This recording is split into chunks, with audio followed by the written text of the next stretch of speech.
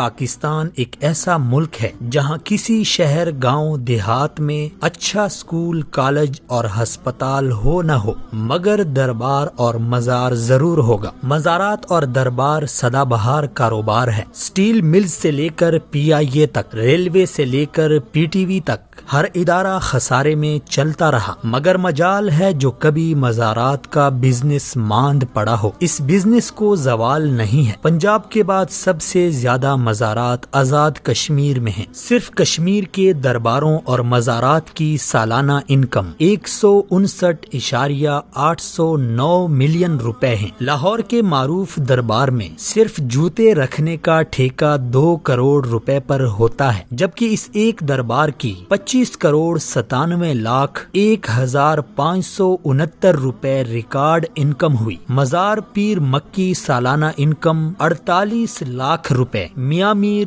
10 لاکھ روپے، مادو لال 6 لاکھ روپے، بی بی پاک دامن 31 لاکھ روپے، دربار شاہ رکن 24 لاکھ روپے۔ ان درباروں اور مزارات میں سے جو محکمہ اوقاف کے تحت ہیں وہاں کرپشن کے قصے زبان زد عام و خاص ہیں۔ ہزاروں دربار اور مزارات وہ ہیں جو محکمہ اوقاف کے تحت نہیں ہیں، ان کی انکم بھی مجاور اور مافیاز کھاتے ہیں۔ حالیہ دنوں صاحبزادگان گولڑا شریف کی شادی خانہ آبادی کے خوب چرچے ہیں۔ پیرزادوں کی شادی کی تقریبات سے ہی اندازہ لگائیں کہ مریدوں کے چندوں پر کس قدر شاہ خرچیاں ہو رہی ہیں۔ غریب مریدوں کے چندے سے منعقد مہنگے ہوٹل کی تقریب میں سیاستدان، صحافی، بیوروکریٹ تو تھے، شاید ہی کسی غریب مرید کو یہاں مدعو کیا گیا ہو۔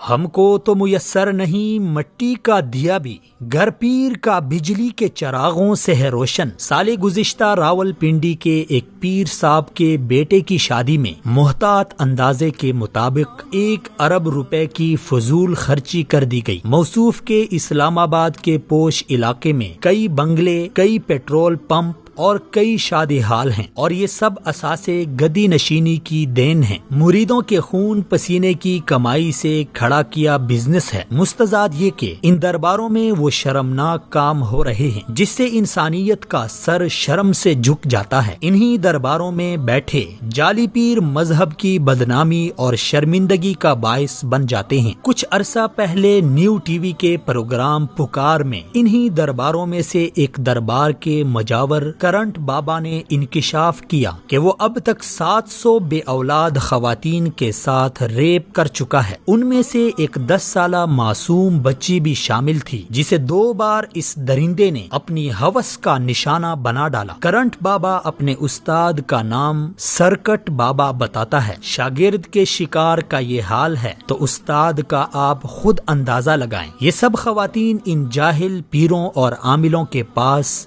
بے اولادی کا علاج کرانے جاتی تھی۔ یہ شخص انہیں جنسی درندگی کا نشانہ بناتا تھا اور پھر ڈرا دھمکا کر خاموش کراتا تھا کہ اگر کسی کو بتا دیا تو میرا موکل تمہیں جلا کر بھسم کرے گا، اور یہ خوف کے مارے چپ ہو جاتی تھی۔ اس طرح کے واقعات درباروں اور مزاروں میں تواتر کے ساتھ پیش آ رہے ہیں۔ یہ کوئی معمولی نوعیت کے جرائم نہیں ہیں۔ حکومت کو فوری طور پر مزاروں اور درباروں میں بیٹھے جعلی عاملوں اور پیروں کے خلاف کارروائی کرنی چاہیے تاکہ مزید عزتیں پامال ہونے سے بچ جائیں۔ ان درباروں میں فروکش پیروں کا بھی احتساب ہونا چاہیے کہ وہ غریبوں سے پیسے بٹور کر کیسے اپنی عیاشیوں میں اڑاتے ہیں۔